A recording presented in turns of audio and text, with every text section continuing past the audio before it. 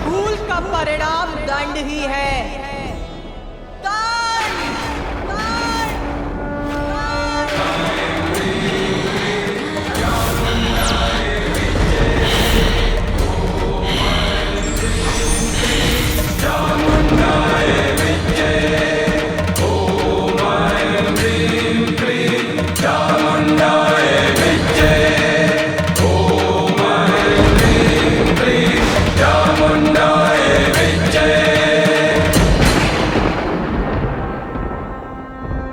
हम क्या करें? कैसे शांत करें माता के क्रोध को?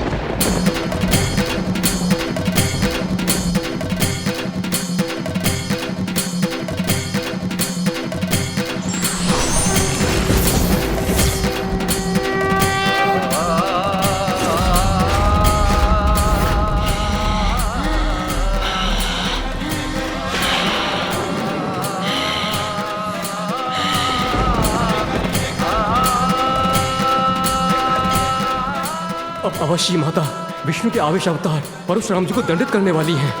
यदि माता काली से ये अनिष्ट हो गया तो इससे संसार की बहुत बड़ी क्षति हो जाएगी।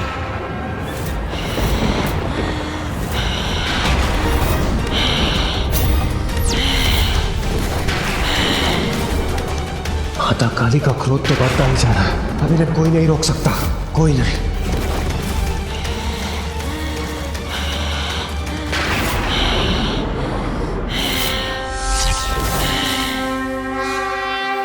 माँ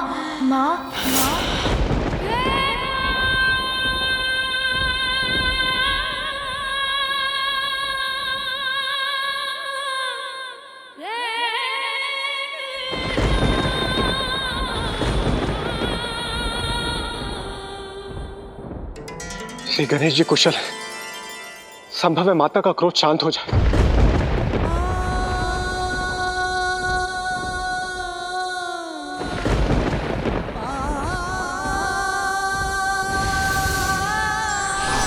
माँ, मेरी चेतना लौट आई है।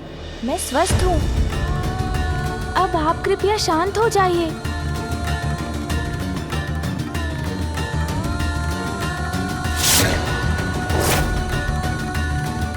माँ अभी भी पूर्ण रूप से शांत नहीं हुई हैं। उसके लिए मुझे ही कुछ और प्रयास करना होगा। माँ, जो भी हुआ उसमें परशुराम जी का कोई दोष नहीं था। वो तो पिताश्री के दर्शन करना चाहते थे।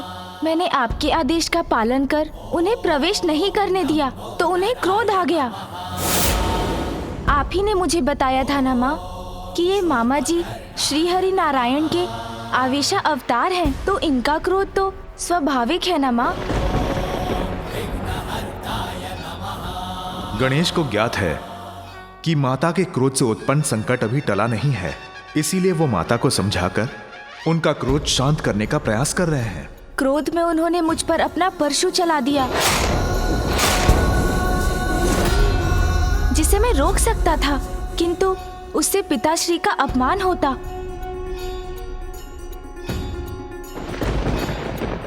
इसलिए परशु का वार अपने दंत पर ही सहन कर लिया मैंने।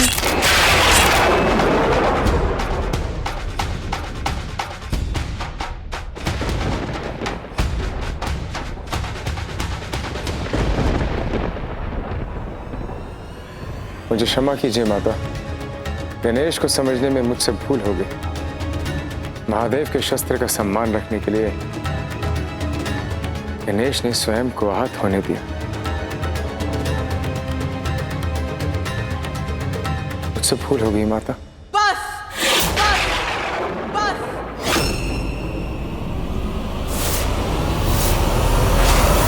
मैंने तुम्हें क्षमा नहीं किया परशुराम, क्षमा नहीं किया मैंने। पार्वती गणेश कुशल है तो क्या उसका कुशल होना मैं अपना सौभाग्य समझूं? अपना कर्तव्य निभाते हुए कितनी बार आहत होगा मेरा पुत्र। कोई भी ऋषि देव भक्त कैलाश में प्रवेश करने का प्रयास करेगा और मेरे पुत्र के रोकने पर वो उसका अंत करने का प्रयास करेगा। इतना बड़ा अपराध करने वाले को दंडित नहीं करना चाहते आप? तो क्या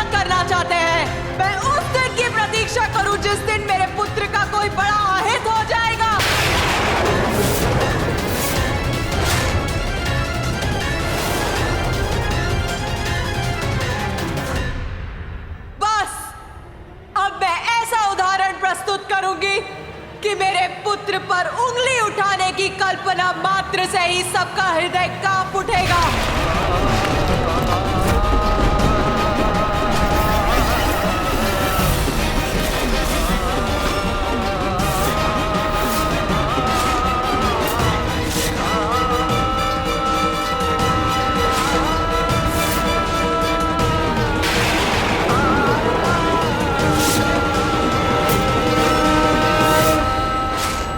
यदि माता महाकाली ने परशुराम जी को दंडित किया तो प्रभु श्री हरि नारायण का क्रोध जागृत हो जाएगा और उसके बाद जो होगा उसकी कल्पना करना भी भयंकर है। महादेव, नारायण अवतार परशुराम जी की रक्षा के लिए आपको माता को रोकना ही होगा। भूल परशुराम ने की है, ये पार्वती का दोषी है। अब नारायण ही इसको अपने अवतार में रोक सकते हैं।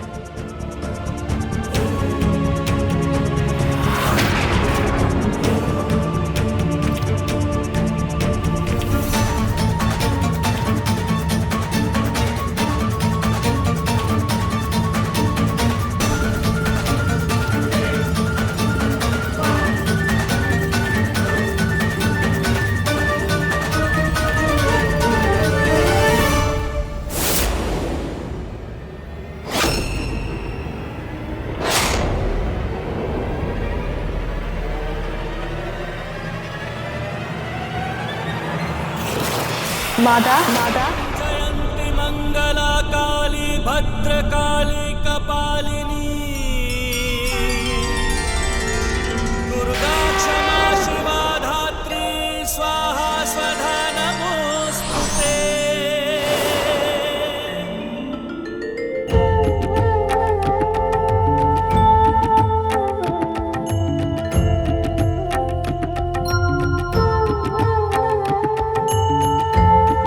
प्रणाम प्रभु।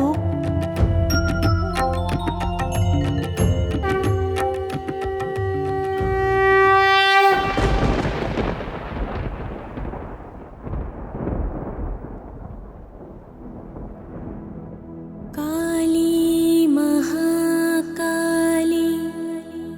कालिके परमेश्वरी सर्वानंद करी देवी नारायणी नमोस्तुते।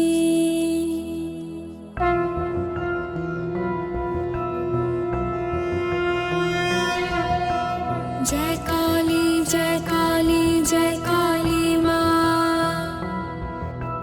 जय कांता जय कामदा कालिका, धर्म की तारक अधर्म विनाशक, दुष्ट संहारक तुम मंगल कारक, तुम उमा तुम कमला कला निपुण, चरण सुसज्जित चंद्रमणि का चूड़, शांत करो क्रोध मां महाकाली,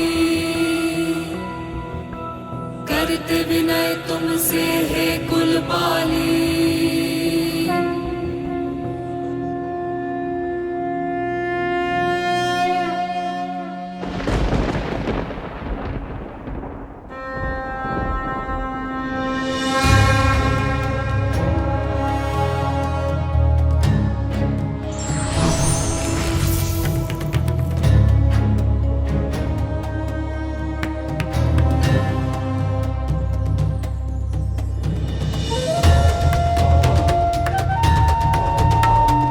प्रणाम देवी, आपने पहचाना मुझे? अवश्य।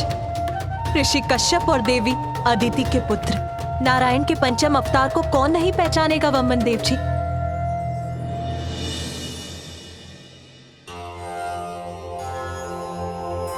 प्रणाम वामन देव जी।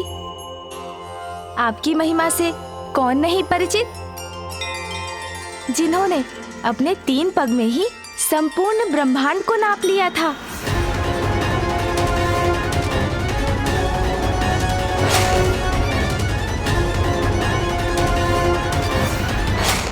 और राजा बलि को वरदान दिया मैं आपको पाताल लोक का राज्य सौंपता हूं और यह वचन देता हूं कि मैं सदैव आपके राज्य की रक्षा करूंगा, जिससे कोई भी आप पर आक्रमण कर आपको क्षति नहीं पहुंचा पाएगा।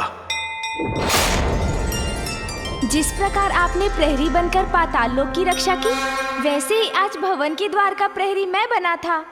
ओम गम गणपतये नमो नमः। जिसका इतना भयंकर दंड दिया है परशुराम जी ने मेरे पुत्र को,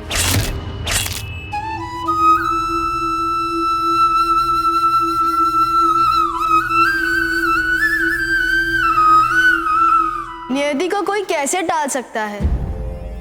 आज जो हुआ उसी में इस संसार का, आपके पुत्र गणेश का और परशुराम जी का कल्याण छिपा है। कल्याण? कैसा कल्याण? गणेश एक ही दंत से वो पूर्णता पा सकते थे, इसलिए उनका दान टूटा। एक दंत होकर गणेश इस संसार को अद्वैत का संदेश देंगे। उनके इस रूप से इस संसार को ज्ञात होगा कि परमेश्वर एक ही है। इसके लिए परशुराम जी से उत्तम और कौन हो सकता था? माता, ये तो महागणपति की ही लीला है।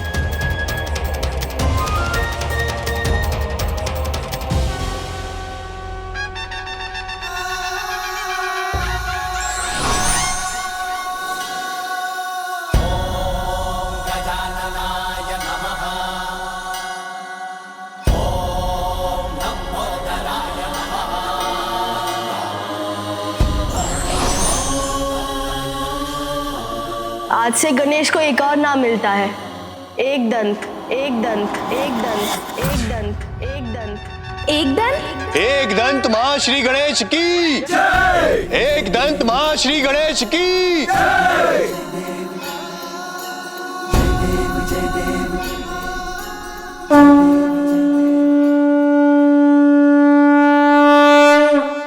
जय देव जय देव जय देव जय देव जय देव जय देव जय देव जय देव। एक दंत दयावंत चार भुजाधारी, मस्तक सिंदूर सोहे मूस की सवारी। एक दंत दयावंत चार भुजाधारी, मस्तक सिंदूर सोहे मूस की सवारी। जय देव जय देव जय देव जय देव जय देव जय देव जय देव जय देव जय देव जय देव जय देव जय देव जय देव जय देव जय देव जय देव। परशुराम जी और गणेश के युद्ध का एक और प्रयोजन था।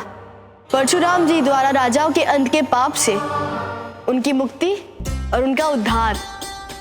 युद्ध में गणेश ने उन्हें अपनी सूंड से धकेला था, जिससे वे महासागर में जा गिरे, जिसके पावन जल के स्पर्श से वो गोलोक की अपनी यात्रा के लिए दोषमुक्त हो गए। गोलोक की यात्रा? अत्याचारियों का अंत करते समय परशुराम जी द्वारा निर्दोषों का भी वध हुआ। मात्र परम कृष्ण और परम माता राधा के दर्शन से ही इस पाप से मुक्ति प्राप्त हो सकती है। किंतु इसके पूर्व कि गणेश परशुराम जी को उनके निकट ले जा पाते, उन्होंने परशु का प्रहार कर दिया। माता, अब आप भी परशुराम जी को क्षमा करने की कृपा कीजिए।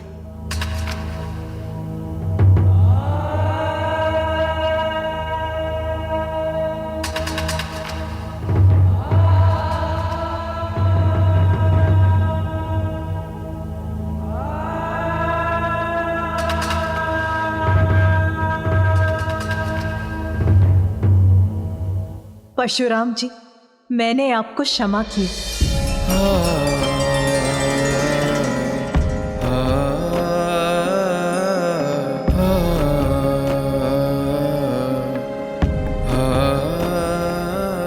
मैं धन्य हो गया माता।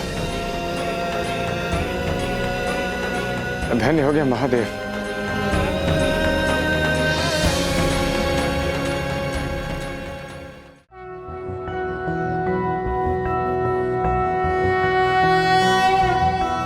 एकदन्तं महाकायं तप्तकाञ्चनं सन्निभं लम्बोदरं विशालाक्षं वन्देऽहं गणनायकं मुञ्जकृष्णाजिनहरं नागयज्ञोपवीतिनं बालेन्दुकलिकामौलिं वन्देऽहं गणनायकम्।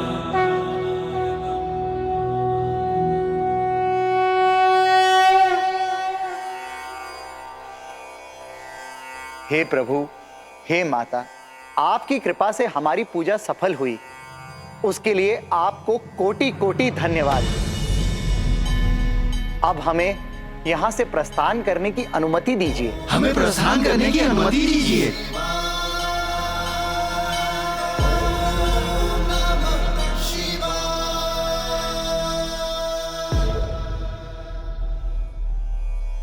मैं अत्यंत सौभाग्यशाली हूँ कि गणेश की एकदंत रूप की प्रथम स्तुति में मैं उपस्थित रहा।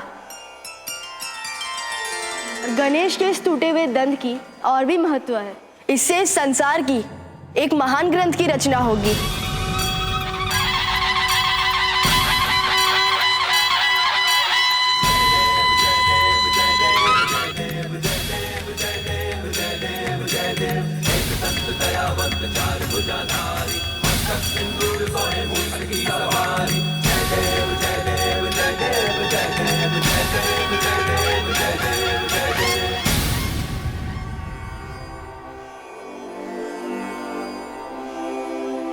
नमो नमः गणपते नमो नमः गणपते नमो नमः।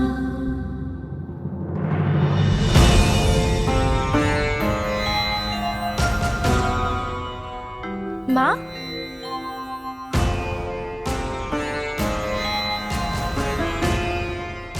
माँ तो यही थी। क्या हुआ पुत्र? माँ तो यही है, फिर क्या हो गया था मुझे? इन्हें शबा मुझे गोलोक ले जाने की कृपा करें, जहां मुझे परम कृष्ण और परम माता राधा के दर्शन होंगे। मुझे ऐसा दृश्य क्यों दिखाई दिया कि माँ पिताश्री के साथ नहीं है? नहीं, मुझे अभी यहीं रहना चाहिए। हाँ पुत्र, अब तुम्हें प्रस्थान करना चाहिए। हाँ पुत्र, परशुराम जी को गोलोक में सदा विराजमान परम श्री कृष्ण और परम माता राधा के दर्शन कराना तो तुम्हारा कर्तव्य है। जाओ पुत्र, ये हमारी आज्ञा है। माता पिता की आज्ञा को तो मैं नहीं डाल सकता। मूषक जी, चलिए प्रभु परशुराम जी।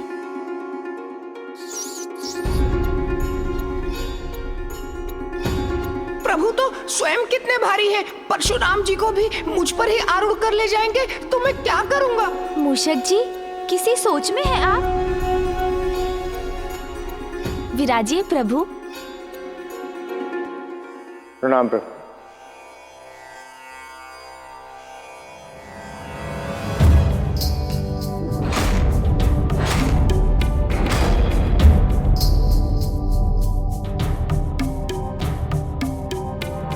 माँ,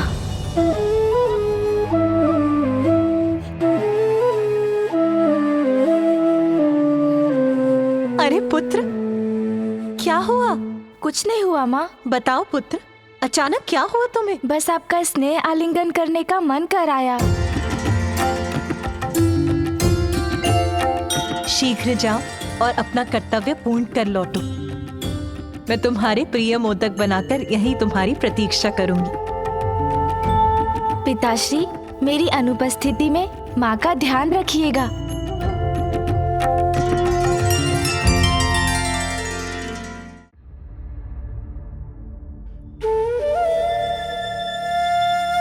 माँ को पीछे छोड़कर जाने में मुझे इतनी चिंता क्यों हो रही है? आइए प्रभु। चलिए मूषक जी। जी प्रभु।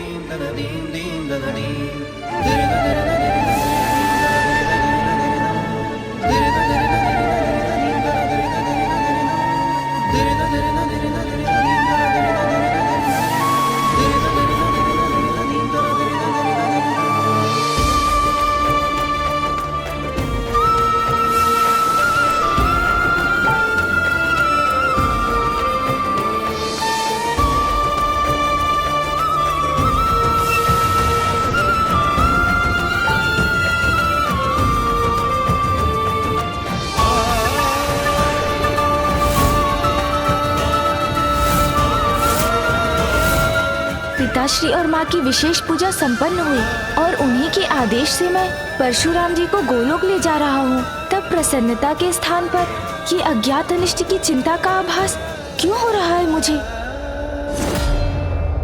प्रत्येक घटना के पीछे कोई ना कोई कारण अवश्य छिपा होता है। हमें उसकी धैर्यपूर्वक प्रतीक्षा करनी चाहिए।